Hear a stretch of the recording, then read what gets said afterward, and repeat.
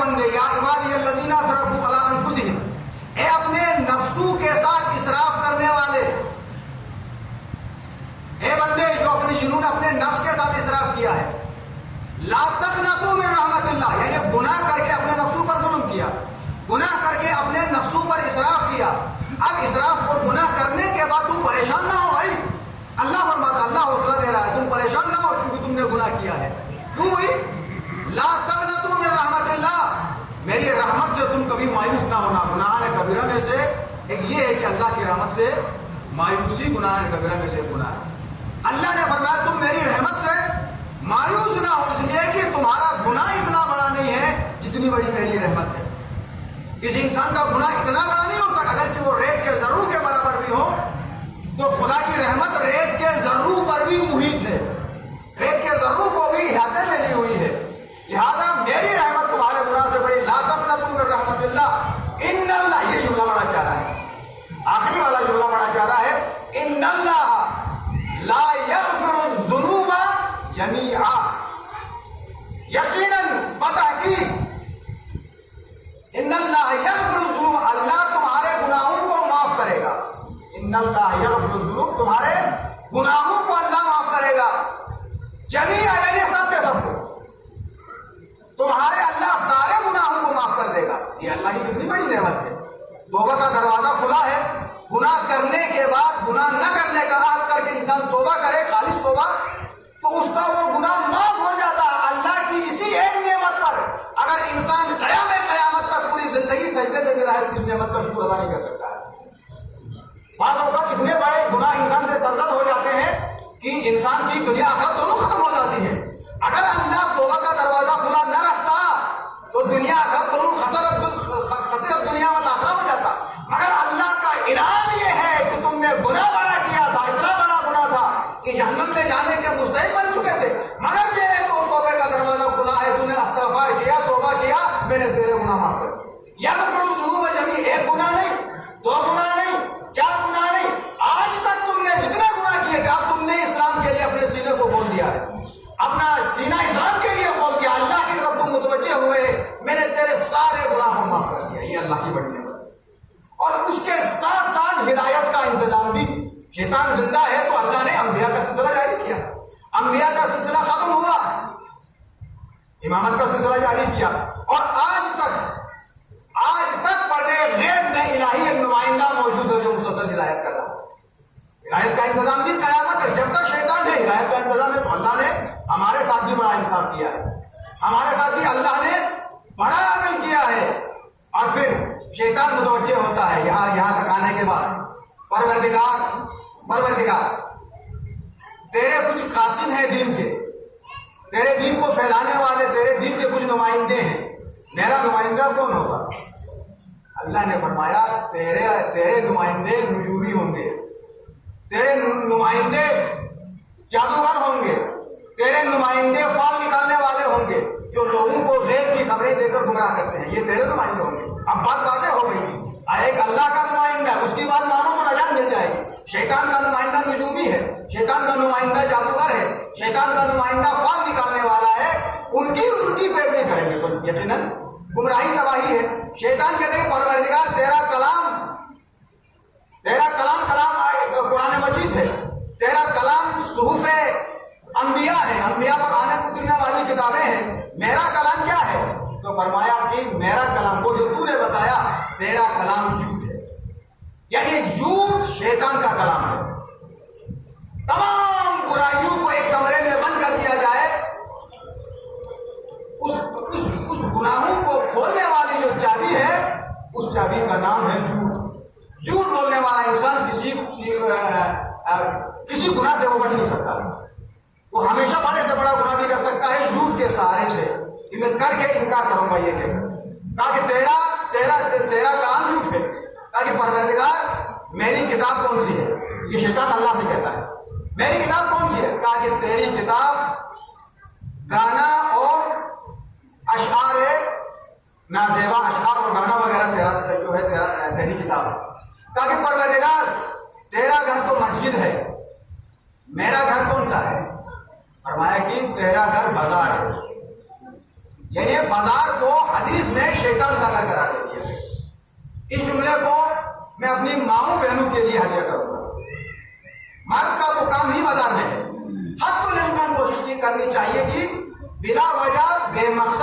بھی انسان کو، مرد کو بھی بازار میں نہیں جانا چاہیے، کیونکہ ہر برائی آپ کو بازار میں ملے گی، ہر فتنہ آپ کو بازار میں ملے گا، ہر شر آپ کو بازار ہی میں ملے گا۔ مرد کو بھی یہ ہے کہ جب بے مقصد بلا وجہ، مولا کائنات نے دیکھا ایک شخص بازار پہ کھڑا تھا، واپس آئے تو وہیں پہ کھڑا تھا، کمبر سے کہا کمبر اسے گرفتار کرو۔ بھائی بے مقصد بلا وجہ چوراہے پہ کھڑا ہے، کمبر اسے گرفتار کرو۔ وہ گرفتار ہوا اور مولا کی تو حکومت نے اسے کوڑے لگانے کو کہا مولا کائنات نے۔ اب وہ حیران ہے کہ بھائی میں نے گناہ ایسا کون سا کیا ہے جس کی وجہ سے مجھے کوڑے مارے جا رہے ہیں، مجھ کو مارا پیٹا جا رہا ہے۔ ایسے میں جب جلاد آگے بڑھا تو کہتا کہ مولا میں آپ کا شیعہ ہوں۔ دیکھو یہ فطرت انسانی فطرت ہے، گناہ کرنے کے بعد جب سزا کی بات آئی تو مولا میں آپ کا شیعہ ہوں، ہمارا بھی نہیں تو کہ ہمیں بھی شاید تب وہ معاف ہو جائے گا۔ علی نے اپنی زندگی میں معاف نہیں کیا ہے، یہ کہا تو مولا فرماتے کہ تم میرا شیعہ ہو نہیں سکتا، میرے شیعوں کی علامتیں تم میں نہیں ہے، میرا کوئی شیعہ بے مقصد کسی ایسے چوراہے پر جہاں سے نامحرم عورتوں کا گزر ہوتا کھڑا ہو ہی نہیں سکتا ہے۔ میرے شیعوں کی علامتوں میں سے علامت یہ ہے کہ اس کا ہمیشہ سر جھکا ہوا رہتا ہے، اسلام کی بات آئے گی اس کا سر بلند ہوتا ہے، گناہوں سے بچنے کی منزل آتی ہے اس کا سر ہمیشہ جھکا ہوا ہوتا ہے، کہ میرے شیعوں کی علامت نہیں ہے۔ تو مردوں کے مرد کو بھی علی گوارا نہیں کرتا ہے کہ وہ بے مقصد بازار میں کسی کوچے میں کسی گلی میں اس انداز میں کھڑا رہے، اور ان کو تو اس سے بالکل خصوصیت کے ساتھ خواتین کے لیے اسلام نے اس بات کی اجازت نہیں، ہاں وہ پردے کے ساتھ اپنے شوہر کے ساتھ بڑے اہتمام کے ساتھ ضرورت کی چیزوں کو، لیکن بے مقصد بلا وجہ بازاروں میں جانا یہ اسلام اس بات کی اجازت نہیں دیتا۔ کہا کہ یہ شیطان کا گھر ہے، مسلمانوں کو اگر مسجد کسی کے مقابلے میں شیطان کا گھر، بازار جو ہے شیطان کا گھر ہے۔ کہا پروردگار تیرا بھی مؤذن ہے، میرا مؤذن کون ہے؟ شیطان خود سوالات کرتا ہے، میرا مؤذن کون ہے؟ تو حکم ہوا کہ تیرا مؤذن موسیقی کے آلات تیرے مؤذن ہیں، یعنی موسیقی کے آلات کے ذریعے سے تیرے مقصد اور تیرے ہدف کو پرچار کیا جاتا ہے۔ آج آپ دیکھیں اسلامی معاشرے کے اندر اسلام اور امت اسلامیہ کا طرز عمل، بھئی یہ اسلام جو ہے نا مسلمان مختلف تہذیبوں کے زیر اثر رہنے کی وجہ سے اسلام کی دو شکلیں بن چکی ہیں۔ زمانے قدیم سے آج تک مختلف تہذیبوں کے زیر اثر انسان رہا ہے، تو اصل اسلام سے ہٹ کر ان تہذیبوں کے زیر اثر جو اسے پیغام ملا ہے اسے اسلام سمجھ کر بیٹھا ہے۔ آج آپ دیکھیں اسلام کیسا مسلمان چاہتا ہے، ہم کیا چاہتے ہیں؟ اسلام شادی بیاہ کی تقریبات کو کیسا چاہتا ہے، اور ہماری ہم موازنہ کریں اپنی تقریبات کو، اپنی شادی بیاہ کی تقریبات کو اسلام سے موازنہ کریں۔ کیا اہل بیت کے گھر میں شادیاں نہیں ہوئی؟ کوئی ایک شادی ایسی دکھلا دے جس میں اہل بیت کے گھر میں، میں ان کی مثال دیتا ہوں، نقل کفر نہ باشد، جس گھر میں اہل بیت کے گھر میں شادی، ظاہر اہل بیت کے گھر میں بھی شادیاں ہوتی ہیں، ان کے گھر میں بھی نکاح ہوتے تھے، کوئی ایسا ایک جھوٹی روایت بھی کوئی نہیں بتا سکتا کہ جس میں لا الحق استعمال ہوا ہو۔ جب اہل بیت کے گھر میں نہیں تو تمہارے گھر میں کیوں ہوتا ہے؟ تیرا بیٹا علی اکبر سے کیا نعوذ باللہ، تو مثال دینا بھی بری بات ہے، میں مثال بھی نہیں دے سکتا۔ تیرا بھائی حضرت عباس کے مقابلے میں کیا حیثیت رکھتا ہے؟ تیرا بچہ شہزادہ قاسم کے مقابلے میں کیا حیثیت رکھتا ہے؟ علی کی اولاد آپ کی اولاد کے مقابلے میں کیا حیثیت رکھتی ہے؟ علی نے کیا شادیاں نہیں کی؟ شادیاں کی، علی نے بھی شادیاں کی، حسن نے بھی شادیاں کی، حسین نے بھی شادیاں کی، بچوں کی بھی، لیکن ہماری جیسی شادی ہوئی کیا ان کے گھروں میں؟ خدا کی قسم ان مجلسوں میں آپ سب سنتے ہیں، سب پڑھتے ہیں، مگر جب ہمارے اڑوس میں محلے میں شادی ہوتی ہے تو رات کے 2 بجے تک وہاں سے ناچ گانے کی آوازیں آتی ہیں۔ شیعہ نے علی کے گھروں سے مجلس نہیں، ہمارے گھر میں ہم نے مجلس بھی کیا، شادی کے دن رات بھر ہم نے ناچ گانے میں بھی ہم استعمال ہوئے، مکس گیدرنگ بھی ہو گئی جس میں محرم نامحرم کا سلسلہ، کزن جتنے کزن ہیں وہ کہتے ہیں بھائی ہمارے بھائی کی شادی، ہم سب بہن بھائی ہیں، مل کے ناچیں گے، مل کے ہم خوشی منائیں گے۔ یہ اسلام کے احکام کی توہین ہے۔ وہ عورت جتنی بھی قریبی رشتہ دار کیوں نہ ہو، مگر جب تمہارے نکاح میں آ سکتی ہو تمہارے لیے نامحرم، وہ تمہارے لیے اس سے پردہ شرعی پردہ کرنا واجب ہے۔ وہ اسلام ہے، اور امت اسلامیہ کا طرز عمل یہ ہے کہ ہماری شادی اسلامی شادی نہیں ہوتی، میں یہ نکاح آپ آج محرم میں بھی کر سکتے ہیں. جس طرح سے محرم مجالس اسلامی طرز عمل کا نام ہے, اسلامی رسم و رواج کا نام ہے, ایک نکاح بھی سنت پیغمبر ہے. النکاح من سنتی فمن رغب عن سنتی فلیس منی. نکاح میری سنت ہے, اس سنت کا منکر میری امت سے دور ہے. اتنی عظیم سنت ہے, اتنی بڑی سنت ہے, اس سنت سے انکار امت پیغمبر سے خالی ہونے کا سبب بن سکتا ہے. اتنی بڑی سنت ہے تو کیا آپ محرم میں نکاح نہیں کر سکتے ہیں؟ بہت ضرورت.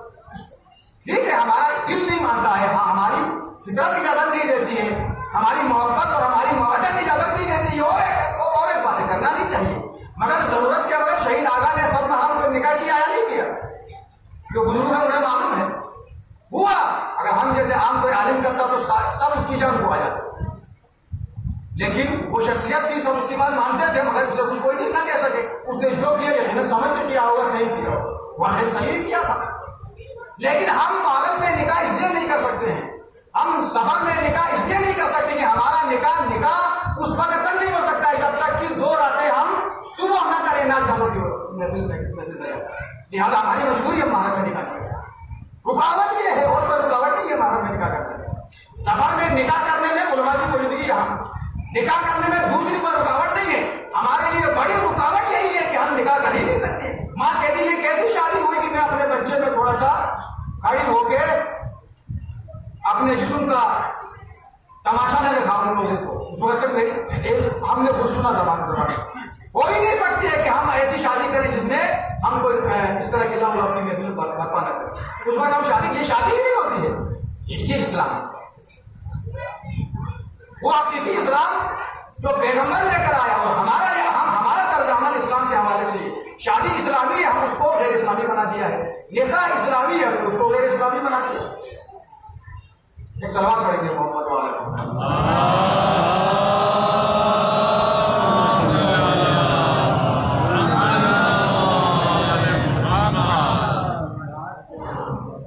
آگے شیطان کہتا ہے کہ پروردگار میری غذا کیا ہے, میری غذا کیا ہے؟ آگے تیری غذا, گویا یہ ایک پیغام ہے کہ ہمیں شیطان کے غذا سے بچنا ہے, شیطان کی کتاب سے بچنا ہے, شیطان کے کلام سے بچنا ہے, شیطان کے گھر سے بچنا ہے, اور شیطان کی غذا سے ہم نے بچنا ہے. غذا تو ہے, شیطان کی غذا کھاتا ہے. کہا کہ تیری غذا, ہر وہ نجس چیز تیری غذا ہے, اور ہر وہ چیز جس پر اللہ کا نام لیے بغیر استعمال کیا جاتا ہے وہ شیطان کی غذا ہے. خیر اس میں تھوڑا احتیاط کرتا جاتا ہے, وہی اللہ کا نام لے کر جانور کو ذبح کیا جاتا ہے, تکبیر پڑھ کے جانور کو ذبح کیا جاتا ہے. یہ غذا تو کسی طریقے سے ہمیں حلال مل جاتی ہے. لیکن وہ جو پیسے اگر آپ دے رہے ہیں کسائی کو, وہ اگر حلال کے ہیں تو کوئی بات نہیں. کسی نے کہا کہ بھائی یہ حرام بکرے کا گوشت نہیں کھایا جا سکتا. اچھا, بکرا حرام ہوا, اس کا گوشت نہیں کھا سکتے, لیکن وہ جو پیسے تیرے حرام کے تھے بکرا خریدا وہ تیرے لیے حلال ہو گیا.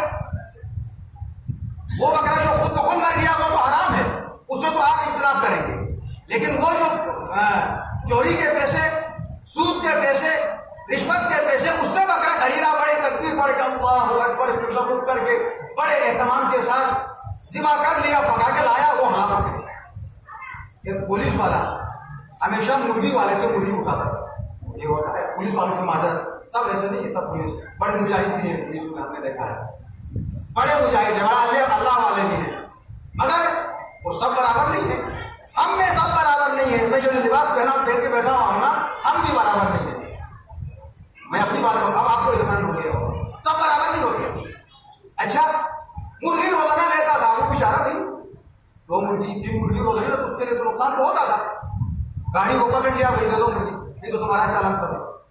اب اس نے کہا کہ بھائی اس کو یہ کرو کہ یہ مرغی تو یہ لے جاتا ہے, راستے میں جو 2-4 مرغیاں مر جاتی ہیں گاڑی میں, وہی اس کو گلا کاٹ شروع کرو.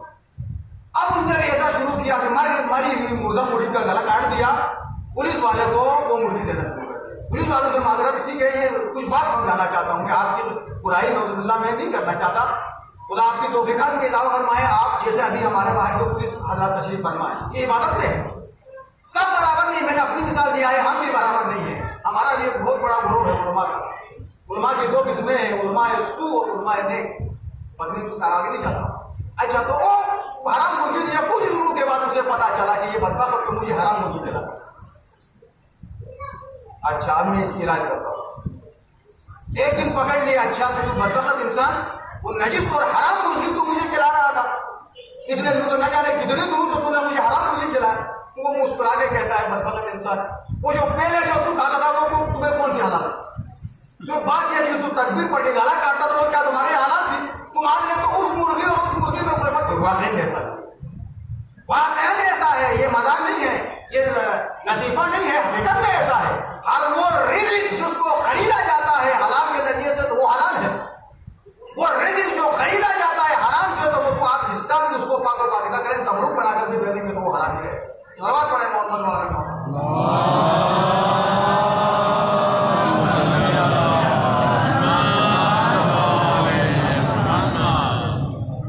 شیطان کہتا کہ پروردگار میرے پینے کی چیز کیا ہے؟ آواز آئی تیرے پینے کی چیز شراب ہے، یعنی شراب شیطان کی مشروب ہے۔ یہ رسول کریم غلام رسول الحمدللہ ہمارے معاشرہ اس سے تو دور ہے، لیکن پھر بھی ایک آدھ شکایتیں کہیں کہیں سے دور سے آتی ہے، مگر اس چیز سے شیعہ نالی کو دور رہنا چاہیے۔ شرک اور یہ شرب خمر جو ہے تو ایسے بڑے گناہ جو ناقابل معافی گناہ ہے، خدا ہم سب کو اس سے بچائے۔ اور آخری بات یہ پوچھا کہ پروردگار میرے شکار کا ذریعہ کیا ہے؟ آخری بات شاید اسی کے بعد ختم ہو جائے۔ کہ پروردگار میں جو شکار کرتا ہوں، شیطان بڑا شکاری ہے، بڑے بڑوں کو شکار کرتا ہے، عام خاص کو تو شیطان شکار کر ہی لیتا ہے، بڑے بڑے خاص اور خاص لوگوں کو لوگ بھی بعض اوقات شیطان کی جال میں ایسے پھنس جاتے ہیں جیسے شکاری کی جال میں کبوتر پھنس جاتا ہے۔ اس طرح تو پروردگار میں شکار تو کروں گا، میں ہوں تو شکاری، مگر میرا شکار کا ذریعہ کیا ہوگا؟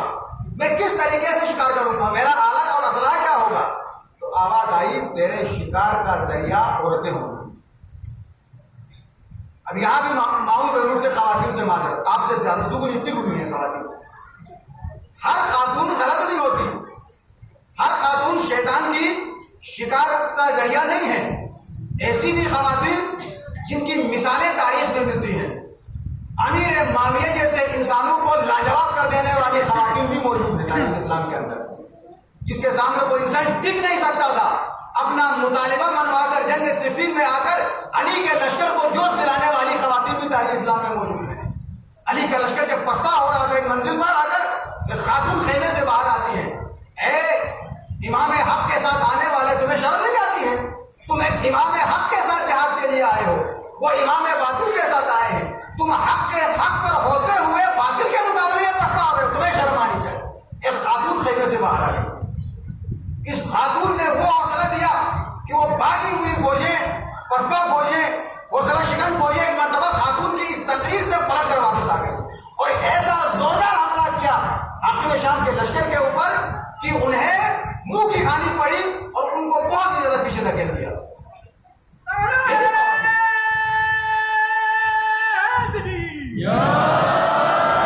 ایسی دیندار خواتین اور پھر حاکم کے دربار میں آ کر مناظرہ کرنے والی خواتین، اپنے مطالبات منوانے والی خواتین، اور حاکم شام کی زبان سے علی کے چاہنے والے، علی کے فضائل بیان کرنے پر احسن کہلانے والی خواتین تاریخ میں موجود ہیں۔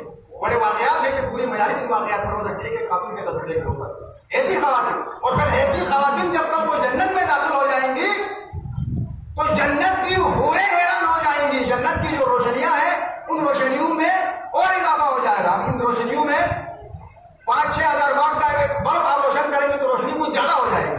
حیران ہو کر حوریں پوچھیں گی پروردگار یہ نور میں اضافہ کیسا ہو گیا؟ تو آواز آئے گی کہ مومنہ خاتون جنت میں داخل ہو گئی ہے۔ ایک مومنہ جنت میں داخل ہونے سے جنت کی ساری حوروں کا حسن ملام ہو جائے گا، جنت کی روشنیاں ملام ہو جائیں گی، وہ روشنی ان کے اوپر تسلط برقرار کر لے گی۔ یہ بھی خواتین ہیں۔ تو خواتین ہر معاملے میں سب ایک جیسے نہیں ہوتے ہیں، پولیس ہوں، علماء ہوں، خواتین ہوں، مومنین ہوں، مرد ہوں، مسلمان ہوں، ملازم ہو، غیر ملازم ہو، حاجی ہو، سوار ہو، سب برابر نہیں ہوتے۔ اب سمجھانے کے لیے پیشے کا نام تو دینا پڑے گا، شعبے کا نام تو دینا پڑے گا۔ جو اچھے ہیں ان کی تعریف ہے، جو برے ہیں وہ خدا ان کو ہدایت دے دے۔ کہ میرا ذریعہ یہ ہے، جب نیک لوگ مجھے لعنت ملامت کر کے لا حول ولا قوت پڑھ کر مجھے دور بڑھاتے ہیں تو میں عورتوں کی محفل میں چلا جاتا ہوں۔ ابھی ہند عربی کا جملہ ہے، میرے ماں باپ قربان ہوں ان خواتین کے اوپر جو میرا مشن کو پورا کرتی ہے. میری آنکھوں کی نور ہے وہ خواتین, میری کمر کی ڈھارس ہے وہ خواتین جو میرا مشن پورا کرتی ہے, محفلوں میں بیٹھ کر غیبت کرتی رہتی ہے. ماؤں بہنوں کو یہ امام حسین کا پیغام اب سن لیجیے. خدا را موبائل لے کر نہ آئیے گا. مرد حضرات تو میرے سامنے سب میری طرف متوجہ ہیں, میں آپ کا مشہور ہوں, آپ بڑے غور سے سنتے ہیں, لیکن میں اپنی خواتین ماؤں بہنوں کو نہیں دیکھ پاتا. لیکن آپ سے گزارش یہ کروں گا, بچوں کو لے کر آئیے, اپنے بچوں کو بھی محدود بنا کر محدود رکھیں, دوسری خاتون آپ کے بچے سے ڈسٹرب نہ ہو. اور آپ اپنا موبائل لائے نہیں, لائے بھی تو اس موبائل کو مارکا کے اندر آن نہ کرے. خدا کا یہ سننے میں آتی ہے باتیں کہ کچھ خواتین موبائل آن کرتی ہیں, مجلس ختم, حتیٰ کہ مسائل میں بھی مسائل ختم ہونے کے بعد پھر وہ ہوش میں آتی ہے کہ وہ مسائل ختم, مجلس ختم ہو گئی, آپ موبائل نہ کر جائے. ایسا ہوتا ہے, یہ ایک آدھ شکایتیں ایسی آتی ہیں. لہٰذا آپ سے گزارش کروں گا, موبائل آپ کے پاس سال بھر ہے, یہ مجلسیں آپ کو سال بھر نہیں ملیں گی. اب آخری بات یہ ہے, سب عورتیں تو ایسی نہیں ہے نا, نیک بھی ہیں, اچھی بھی ہیں, اسلام کے لیے قوت بازو بھی ہے, لیکن سب سے اچھی عورت کون سی ہے؟ چھوٹی سی حدیث آپ کی جواب تمام, سب سے اچھی عورت کون سی ہے؟ اگر میں آپ سے سوال کروں گا تو آپ نے مختلف جواب دیں گے. یہی سوال بعض روایتوں میں پیغمبر خدا نے اپنی بیٹی سے براہ راست کیا, اور بعض روایتوں میں اصحاب کی محفل میں کیا پیغمبر نے. یہ بتاؤ سب سے اچھی عورت کون سی ہے؟ کسی نے کہا نمازی عورت, کسی نے کہا روزہ دار عورت, کسی نے کہا پاک و پاکیزہ عورت, کسی نے کہا کہ ماں باپ کی فرمان بردار عورت, کسی نے کہا کہ شوہر کی فرمان بردار عورت. بھائی شوہر کی فرمان برداری بھی عورت کے اوپر واجب ہے. شوہر نہ کہے تو بس نہ ہے, ہاں کرے تو بس ہاں کرے. شوہر کی اجازت کے بغیر کوئی عورت گھر سے باہر جاتی ہے, واپس آنے تک اس پر فرشتے لعنت کرتے ہیں. حتیٰ کہ گھر کے اندر بھی شوہر کی ناراضگی میں رات گزارتی ہے تو صبح تک اللہ کے فرشتے اس خاتون کے اوپر لعنت بھیجتے ہیں. گھر کے اندر بیٹھ کے بھی اگر شوہر کو ناراض کر کے وہ سو جائے اس پر لعنت بھیجتے ہیں. چیز ہے کہ وہ منع کرے اور اپنی مرضی سے خاتون جو ہے گھر سے باہر چلی جائے. بعض خواتین مردوں کو ڈراتی ہیں, بعض جو ہے پریشان ہو کر ڈر جاتے, بعض جو ہے زیادہ احترام میں ڈر جاتے ہیں, بعض واقعات میں ڈر جاتے ہیں, اور بعض لالچ میں ڈر جاتے ہیں. بہت ساری قسمیں مردوں کی بھی. اب وہ کچھ کہہ ہی نہیں پاتے, تاکہ دل تو نہیں چاہتا اس کو اجازت دوں, مگر کیا کروں میں مجبور. جس طرح سے شادی بیاہ میں وہ مجبوری, اس مجبوری سے ایسی شادی کروانے پر مرد نہ چاہتے ہوئے, کیونکہ ماں نہیں مانتی ہے, ماں ناراض ہو جائے گی, بچے کی شادی کیسے کریں گے, بچی کی شادی کیسے کریں گے. بڑے بڑے فیصلوں میں بعض اوقات عورتیں رکاوٹ ہمیں معلوم ہے. مرد چاہتا ہے فیصلہ ہو جائے, مرد چاہتا ہے صلح ہو جائے, مرد چاہتا ہے معاملہ حل ہو جائے, ایک خاندان کی خاتون رکاوٹ بن جاتی ہے, سارے مردوں پر حاوی ہو جاتی ہے, کام نہیں بنتا, تاکہ اس کے گھر والی نہیں مانتی. ایسی بھی اللہ والی خواتین جو ہے زندگی گزارتی. تو شوہر کی اجازت انتہائی ضروری ہے. جنت میں جانا چاہتی ہے تو وہ آگے انشاءاللہ بات آ جائے. کہا کہ کسی نے کچھ کہا. سلمان فارسی بھی بیٹھا ہوا ہے, منا اہل بیت والا ہے نا. سلمان عرب ہے نہیں ہے, عجم ہے. نبی نے فرمایا ہم اہل بیت میں سے ہیں. اتنا بڑا 10ویں ایمان کے درجے پر فائز ہے. جواب نہیں بن پا رہا تھا سلمان سے. ایمان کے 10 درجے ہیں, 10ویں پر ہی فائز ہے. پھر بھی اس نے غلط جواب دیا, اس نے غلط جواب دیا, اس نے غلط. سلمان کی بھائی پتا چلا کہ اب میں بھی یہی جواب دینے والا ہوں, مگر میرے پاس بھی جواب نہیں. فوراً سلمان اٹھ کے چلے گئے حجرہ فاطمہ. حجرہ فاطمہ دور نہیں ہے, آئیے حضرات جان دیکھ کے آ چکے ہیں. ادھر ممبر رسول ہے اور ادھر ہی فاطمہ زہرا کا حجرہ ہے, مسجد نبوی میں دروازہ کھلتا اسی طرح. ادھر پیغمبر تقریر کرتے ہیں, ادھر فاطمہ زہرا بابا کی تقریر سن, جتنا قریب ہے. فوراً دیا جواب دینے کے لیے. گویا سلمان فارسی نقل کر رہے ہیں, اسلامی نقل کر رہے ہیں. آئے دروازے پر دستک دی شہزادی سلام کر کے. شہزادی نے جواب سلام دیا, سلمان کیسا آنا ہوا؟ کہا شہزادی تیرے بابا نے ایک سوال کیا ہے, وہ سوال کا جواب کسی صحابی سے نہیں بن پا رہا, مجھے جلدی سے وہ سوال کا جواب سکھلا دے تاکہ میں نبی میری باری آنے تک میں پیغمبر کو سوال کا جواب دے دوں. کیا سوال ہے؟ سوال یہ ہے کہ سب سے بہترین عورت کون سی ہے؟ بیوی نے جواب دے دیا. سلمان جواب لے کر خوشی خوشی آ کے اپنی جگہ میں بیٹھ گئے. اپنی جگہ میں بیٹھا, سلمان کی باری آئی. سلمان بتاؤ سب سے بہترین عورت کون سی ہے؟ تو سلمان نے بڑے آرام سے کہا کہ خیر المرء اللہ ترى رجلا ولا يراها رجل. کہا کہ بہترین عورت وہ ہے جسے کوئی نامحرم نہ دیکھے اور نہ وہ کسی نامحرم کو دیکھے۔ پیغمبر مسکرا دیے، اللہ کے حبیب مسکرا کے کہنے لگے سلمان یہ جواب تیرا نہیں لگتا ہے۔ نبی ہے نا، جانتے ہیں، سلمان کو بھی جانتے ہیں، فاطمہ کو بھی جانتے ہیں، صحابی کو بھی جانتے ہیں، سلمان جواب تو درست ہے مگر یہ جواب تیرا نہیں لگتا۔ کہا یا رسول اللہ واقعی یہ جواب میرا نہیں ہے۔ میں اٹھ کے جانے کی وجہ ہی یہی تھی کہ میں نے بیوی سے جا کر سوال کا جواب پوچھا، بیوی نے یہ جواب دیا، فوراً اللہ کے رسول نے کہا فاطمہ تو بضعۃ منی، فاطمہ میرا ٹکڑا ہے، جیسا جواب میرا میں نے سوچا تھا میرا ویسا جواب میری بچی دے۔ نعرہ تکبیر، نعرہ رسالت، نعرہ حیدری، حسینیت، یزیدیت، شوقت پڑھے محمد آل محمد کا۔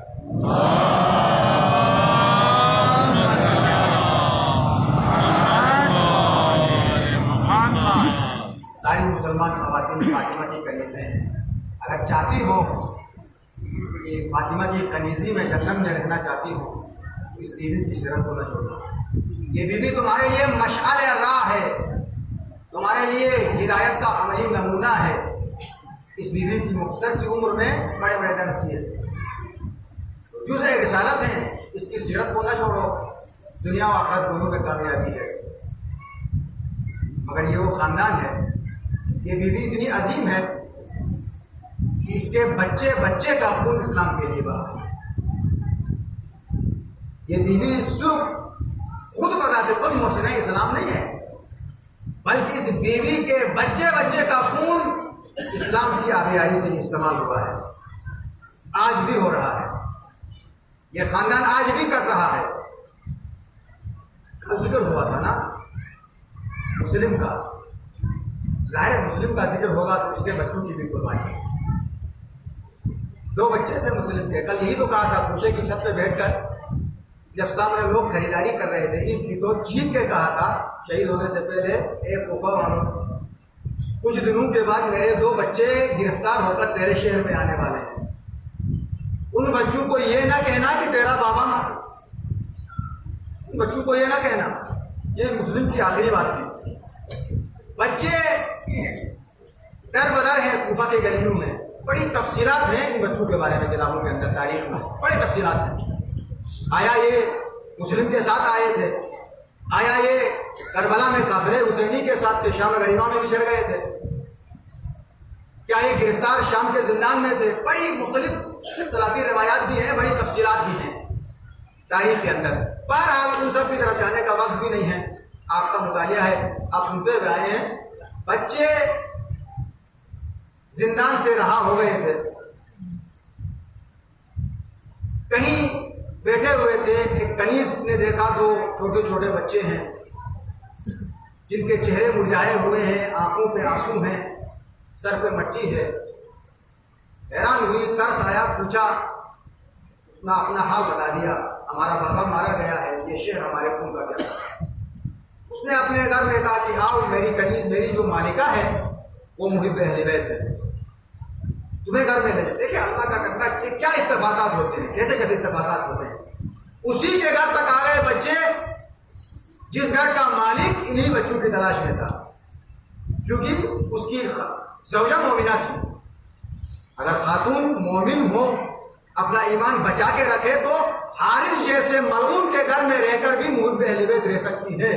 یہ بڑا درس ہے، اگرچہ مصائب ہے، بڑا پیغام ہے۔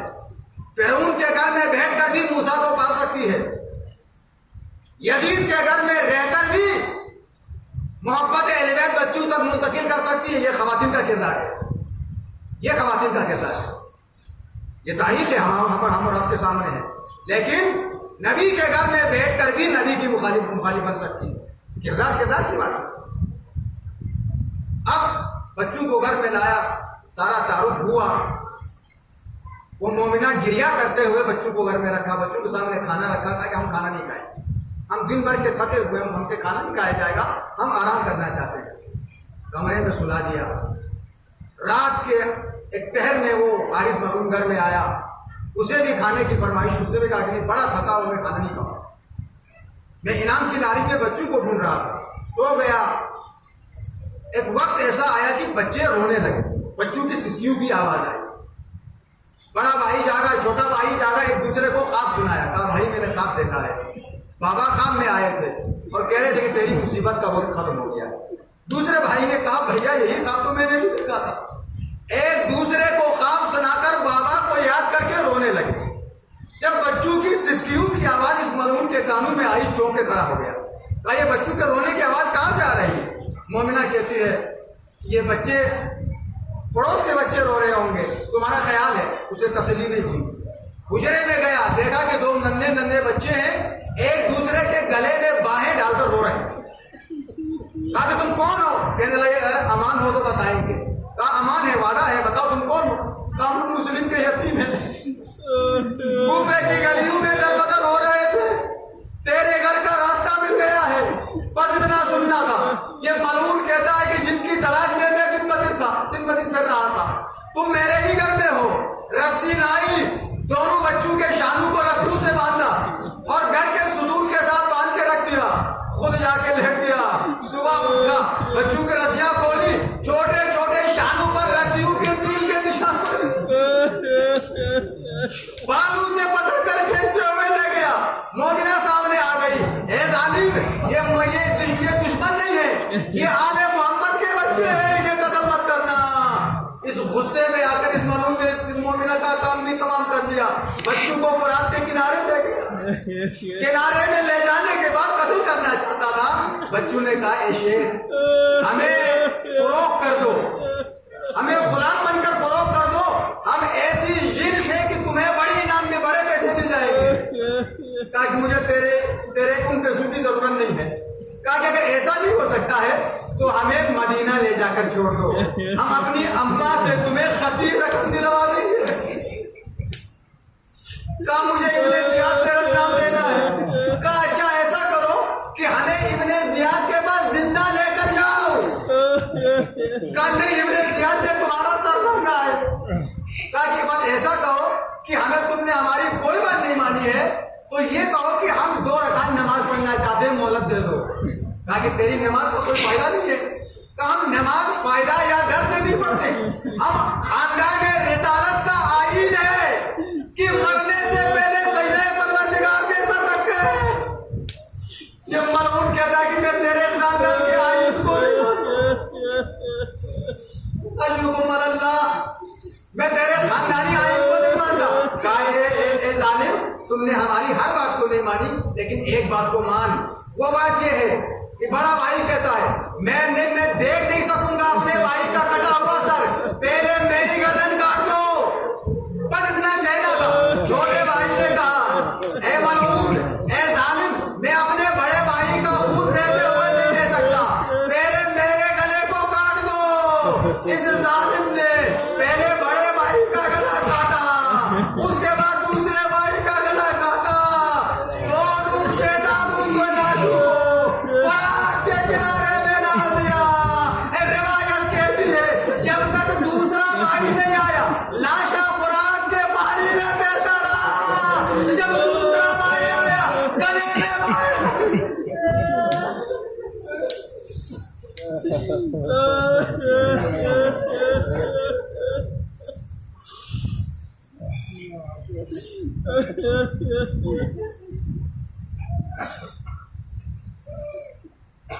يعلم الذين ظلموا أطفال محمد أيام منقلب ينقلبون. ربنا تقبل منا إنك أنت السميع العليم. ما تبع حسين.